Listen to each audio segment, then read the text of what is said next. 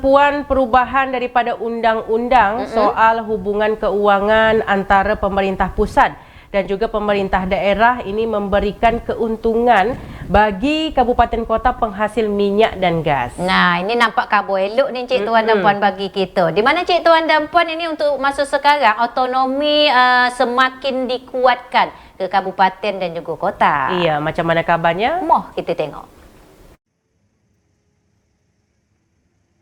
Undang-Undang Nomor 1 Tahun 2022 menyebutkan daerah penghasil migas otonomi dikuatkan kepada kabupaten kota penghasil.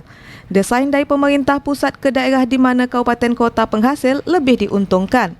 Di Riau yang naik signifikan adalah Dumai dan Kabupaten Bengkalis, termasuk kabupaten yang berbatasan turut mendapatkan.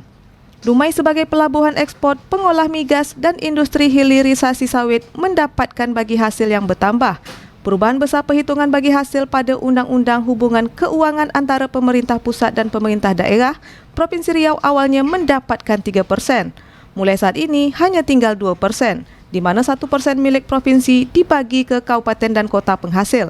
Akibatnya, Bapenda Riau dituntut berinovasi dalam meningkatkan layanan daerah, termasuk retribusi dan BUMD yang mendapatkan sumber pendapatan daerah. 4 miliar di tahun 2023 dana bagi hasil ke kota Dumai. Satu Kabupaten Bengkalis juga hampir 200 miliar. Beberapa kabupaten kota lainnya daerah penghasil juga naik signifikan. Dan di perhitungan berikutnya ada lagi dikenal istilah kabupaten kota yang berbatasan dengan daerah penghasil. Itu di Undang-Undang HKPD juga diakomodir untuk mendapatkan bagi hasil. Nah, kemudian ada lagi pembedaan industri hulu migas di offshore dan onshore.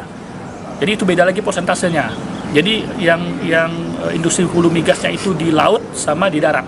Itu persentasenya berbeda. Nah, inilah hal-hal yang menyebabkan terjadi perubahan besar perhitungan. Sayangnya untuk provinsi hari ini yang awalnya 3% bagi hasilnya, sekarang hanya tinggal 2%.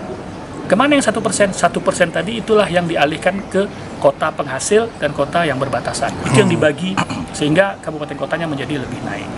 Adapun keuntungan dari Undang-Undang Nomor 1 Tahun 2022 tentang hubungan keuangan pusat dan daerah juga memberikan manfaat kepada daerah yang berbatasan langsung dengan daerah berpenghasilan migas. Hermansyah melaporkan.